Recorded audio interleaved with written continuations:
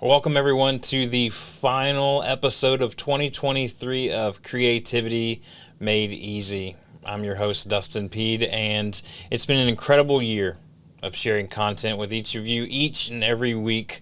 And so this episode, I wanted to take a look back on some of my favorite podcast moments of the year. Let's get into it.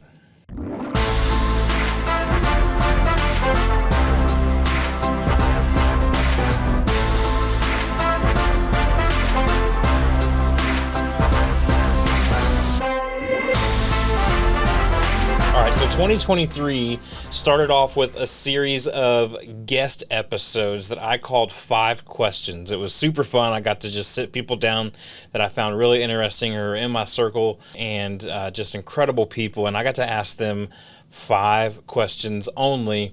And I wanted to share with you a couple of my favorite moments from these episodes this year. The first one you're going to see is from creative guru Stephen Brewster. Then you're going to hear from the culture guy, Caleb Campbell. And then finally, you're going to hear from Jackie Brewster, who will lead us into our second set of clips. So let's take a look at some of the best moments with them this year. Now, not everyone's an artist, but I think everyone is creative. This is a free question. Can you just maybe distinct that for a second between artist and creative? Yeah, so creative at its basic, like baseline level is solving a problem or coming up with a solution. Yeah. Having an idea, right? So if you've ever solved a problem or had an idea, congratulations, you're creative. Now, what an artist takes that idea and expounds it to a level or maybe solves a problem that other people don't even see as a problem. That's when you start to drift into artistry. Yeah. Or expression of personal expression of how they solve that problem or come up with that idea. And so not everyone's designed for that, but everyone is designed to have ideas and solve problems. Obviously, we're going to channel our inner Simon Sinek like I often do on this, and I'm going to start with why. And I'm going to ask Caleb, why is the culture of your team so important? Yep. Why is culture important? There's a lot of things you could say. I like to give 3 quick answers. Great culture attracts great people. It provides a great experience, and it produces great work. So on the people side, doesn't matter what industry you're in, nonprofit, healthcare, corporate world, whatever it is, the organizations that succeed and win are the organizations that get the best people. That's almost without exception. You get the right people, you're going to find success. You don't get the right people, somebody else is going to beat you at what you do. Now, when it comes to getting people in today's world, right, everybody's going after talent. So how do you appeal to them? There's always going to be somebody who can pay more than you can. Yep. There's always going to be somebody who can offer perks that are more than what you can do. There's a lot of things that companies can throw at people to get the best. One of the things people are looking for right now, though, is I want to go somewhere where I can be part of a team I'm proud of, part of an organization where I like what we stand for, and I can do great, meaningful work. So if you can offer people that culture that they're looking for, you're going to attract the best of the best. Second part on the great experience. Studies say we spend about 1/3 of our lifetimes at work. And if you're right in the middle of your 40s, like I was going to say we are, like I am and Dustin will be soon, right? Like I am and Dustin will be soon. Then you're spending a lot more than 1/3 of your life at work right now. Why not give the people who are putting themselves into your organization an enjoyable experience, right? We don't live in the industrial age anymore. Why not give people somewhere where they can go, they can be happy, they can enjoy what they're doing? So you're providing a great experience. And then the third one that I think is maybe most important is great culture produces great work. One of the organizations I was at a little while back, we had a CFO, great guy, shout out Tom, if you ever hear this. And he'd been at the organization for about a year. And he came to me and he said, when I first joined here, I didn't get the culture thing. Like, I don't know why you guys talked about it all the time. I don't know why we had a team dedicated to it. I just thought, okay, that's great, right? It's sunshine and rainbows. And he said, but now I've been here several months and I get it. And he said, because we've gotten people to buy into who we want to be, that's what actually leads us to doing great work. We enjoy each other's company. We take care of our customers. We hit the bottom line that I want to, because we've created the right kind of environment. I often talk about a best place to work and a place to do your best work. And I think that's another reason that culture is so important. So you want great people, you want a great experience, you want great results. Culture is the key to all three of those things. For the person who's just beginning to kind of explore and understand what this Enneagram thing is, where can the Enneagram knowledge best be applied? That's good. Okay, so this is my passion. This is my passion around the Enneagram. I want you to become aware. I want you to acknowledge, and I want you to make decisions around pivot toward growth. Okay, so when we're looking at this, the awareness piece, what do you do with this information? You start to become aware of how these patterns are showing up in your life. So if you look at an Enneagram 1 and you find that there's a lot of perfection inside of your story, and you really hold people to high standards, and you find yourself judging people very quickly or getting really frustrated. You might even not recognize it as judgment, but you're getting really frustrated that people are doing it differently or see things differently. It's like right there, you want to pause. Like, okay, what about this is making me feel this way? What about this is causing me distress? Am I putting my expectations on other people and I've never voiced it to them, or I have voiced it to them and they don't agree and they're not going to they don't care that I think that because they're not going to live by that. So I think it's the awareness. We start to really recognize patterns of behavior within the Enneagram system. That is what I'm looking at, you guys. All day long, all I'm looking at is patterns. I'm trying to figure out and hear and listen and decipher through patterns.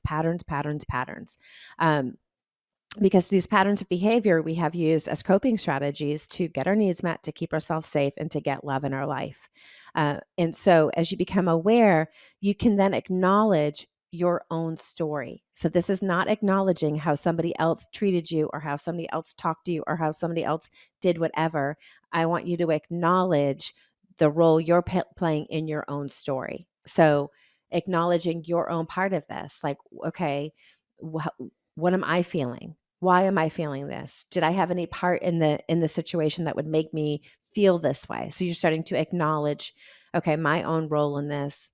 I can see how this went sideways, whatever, and then from there, you have an opportunity to pivot towards growth, or you have an opportunity to stay, or you have an opportunity to slip back towards unhealth. But it's really paying attention to what's going on in your own story. The only way we can do this is awareness. Awareness is the key to change. Yeah. And so we have to go slow. Awareness takes time. I always say it takes about 3 months of you recognizing patterns. And then over the course of the next 3 months, about 6 months, we might be able to stop before we act. And then after that, typically we can kind of harness them. We can grab a hold of them and begin to really understand where they're coming from, why they're happening, what's causing me to react this way. In a real example, because sometimes this feels like, what are you talking about? But a real example is in my own life. So my kids I was doing a video shoot here last year, and Stephen was traveling. And so the twins they're 13, they're joking around, acting a fool, whatever. And I was super stressed and I reacted. I was like, that's enough. And I just yelled at them. I was like, that is enough. I can't take it anymore. And they were like, what are we doing? And I was like, I kind of grabbed it and I was like, y'all aren't doing anything. I don't like the way that this is making me feel. I feel stressed. You guys are being silly and goofy and loud. It's causing me to kind of not hear what's happening in my head. So I reacted to them and then quickly pulled it back and said, you know what? I'm going to eat my dinner in my room because you guys are not doing anything. I'm overstimulated and I need to take a break. And so that was like the awareness of what was happening, because typically I would have made it their fault that I felt stressed, if that makes sense. So that's kind of real talk around the work that the Enneagram does offer around awareness. Man, as we heard some really great stuff about the Enneagram from Jackie Brewster earlier this year, it got me thinking, wouldn't it be really neat to have a series on the Enneagram where we were able to kind of hear some true, vulnerable confessions from each Enneagram number. And so by far, it was the most popular podcast series that we did this year on the Enneagram numbers, the confession of each Enneagram numbers. And I set the tone by sharing my own confessions as an Enneagram 4. And after that, it was game on. So listen, I believe it's only on the altar of vulnerability, like I said already, that we can begin to understand ourselves and understand others. And because of the, kind of unsolved mystery that Enneagram 4 is going to be, I thought I would just go ahead and make a list, a confessional, if you will, of what it's like to be me. So the first thing I want to confess is that I love to create.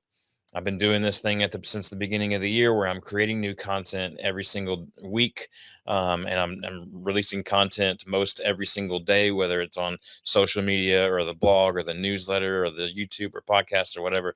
I love to create. I love to create something from nothing. It's one of my favorite things to do. It's one of the highest amounts of joy that I can get in my life.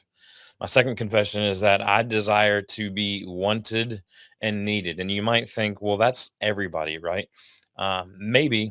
I think the Enneagram 4s, me as Enneagram 4, am way more in tune with that desire to be wanted and needed, because those are very strong feelings. And as you'll come to learn, that Enneagram 4s are very strong feelers. In fact, most people would say they're the strongest feelers out of all of the Enneagram types. I like to be pursued more than pursuing others.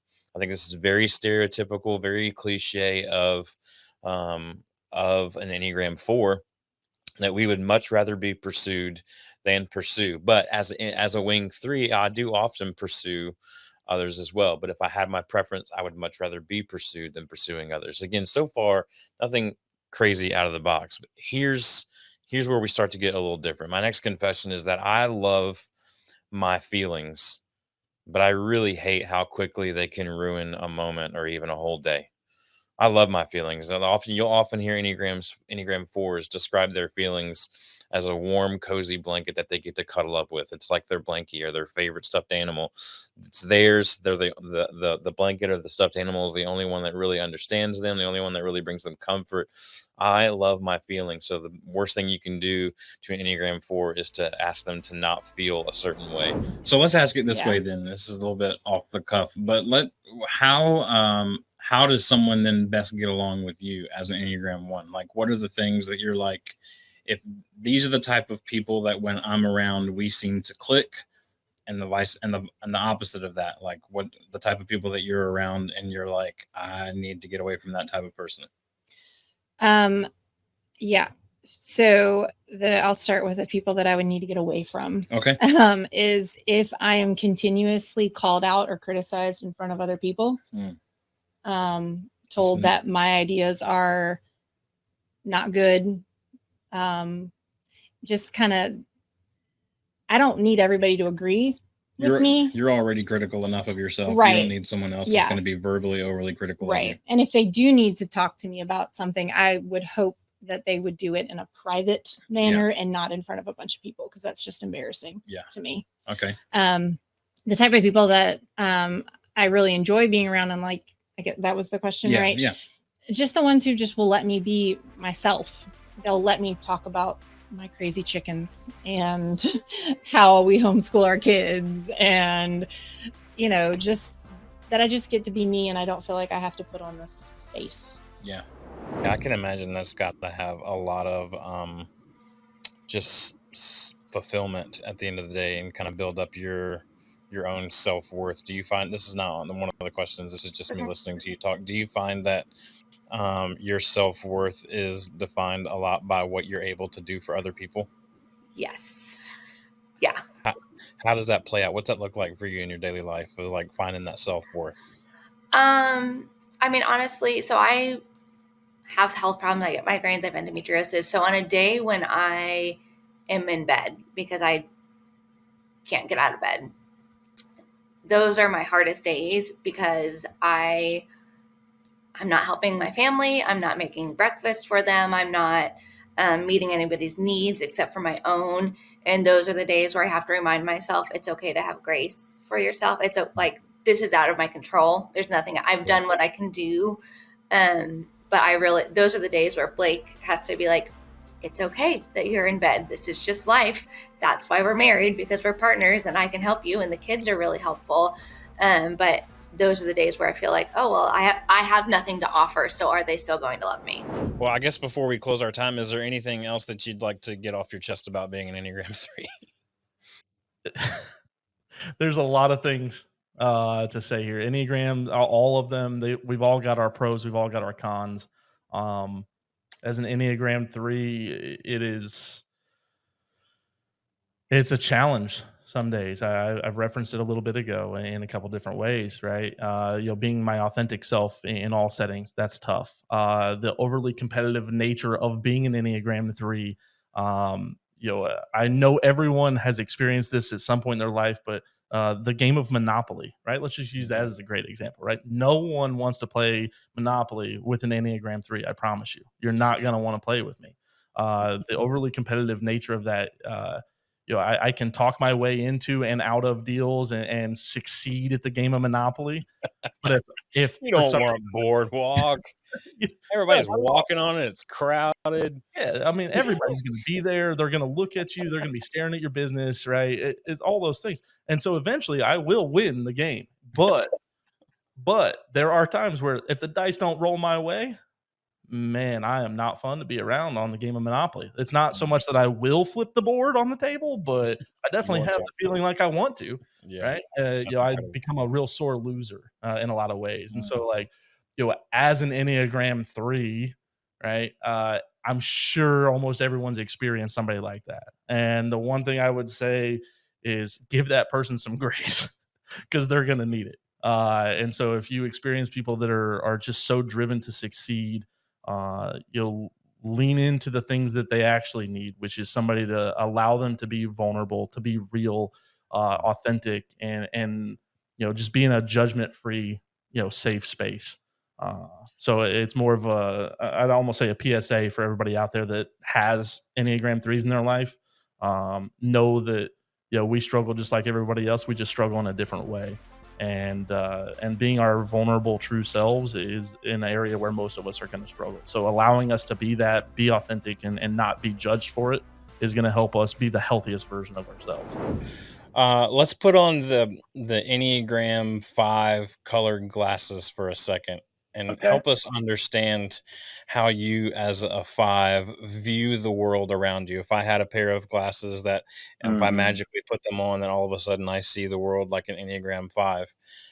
What would that look like? How do you see the world? I feel like the color of the lens would be the word why. Why is this the way it is? Why is this happening? Why does this cause this?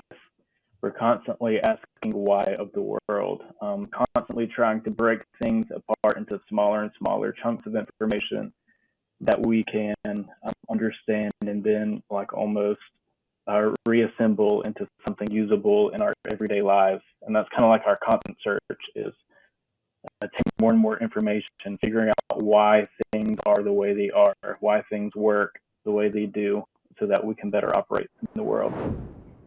I do kind of wing 7 as a 6. So I can have that introverted time like we were talking about, but I love being like a wingman with someone. And just like the bro, I don't have to lead the situation, but I love just being able there to support you and whatnot. So that's one thing I definitely do love. One thing I really hate about being a 6 is the anxiety part. Like I was referring to earlier about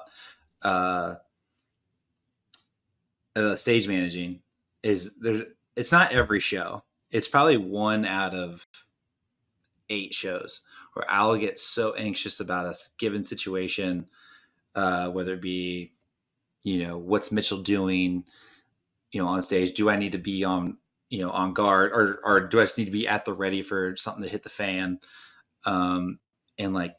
I get just so anxious and I have the biggest goal of getting off stage under 10 minutes. And we have a lot of gear with a little crew to get everything off stage. So my anxiety is just through the roof and I overthink the loadout of all that. So that's the biggest thing. Quick example, last week I had anxiety pretty much post sound check until the end of our set and through loadout. So a good 5 to 6 hours of just, I didn't really want to be with people. I chose to be with some people, but they could just tell like what is wrong. And then the show happens, the loadout happens, and everyone's like, dude, why were you so worried? Like everything was fine. Like we did such a good job. Why are you beating yourself up about, what just went on? And I'm like, well, I just feel like we could have done better, which is a good thing, but it's also because you always want to progress. But for me, like it was just anxiety driven the whole time. And I feel like I lost 5 years of my life, and my heart rate was like sky high the whole time. So yeah, anxiety is my least favorite part. But I think in general, I see the world. I know I'm wearing my yellow today, but I feel like Enneagram 7s are like affiliated with like yellow and like happy and joy. And I feel like for the most of the time, I see the world that way, like through like kind of yellow colored glasses instead of rose. But it's like I look for the positive, but I think I know there's going to be like negative things happening. So I think it's kind of like I prepare myself so I'm not like thrown off by the negativity, but I'm also like hopeful that there won't be any this day or whatever, Sure. So I'll give you an example. For a 4, the most important thing to me is authenticity. So I guess characteristic. What's the most important characteristic to you as an Enneagram 8? Or what's the most important thing in life? Is family the most important thing to you? Is your relationship with God the most important thing to you? Is your job the most important thing to you? Is your self-worth the most important thing to you? It's one of those open-ended questions. I'll say it in the form of a movie quote by the most reputable of all actors, Russell Crowe. There we go. There it is. In the movie Gladiator, he says, "What we do in this life echoes in eternity." And I think that's it. And so to say one thing matters over others is hard for me because I think it all matters. And that's why like there's not a work me, there's not a family me, there's not a, friendship social me. I am what you get wherever you get it. And so that's the thing is like, I can't fake. I'm horrible at faking. I'm horrible. You want to play poker with me? Enjoy my money because not good, not good at that. I feel like sometimes it's like, there's a difference between being shrewd and lying. I don't know it. It's really hard for me. And so I think that's it. I think you have to deeply be involved and care about every aspect of life. Family matters because of what it means and the depth of it and how my kids grow up matters and doesn't just matter by things I say to them. I need to be in it, So it's, my faith is just, it gets my greenest of green zones. The time of day I wake up early. I'm very disciplined about waking up. I do need help at times, i.e. I hit Dustin up. I'm like, check on me, make sure I wake up at this time. But, I get up first thing and I'm just in prayer and reading the word and memorizing scripture because I just want it so much and it matters.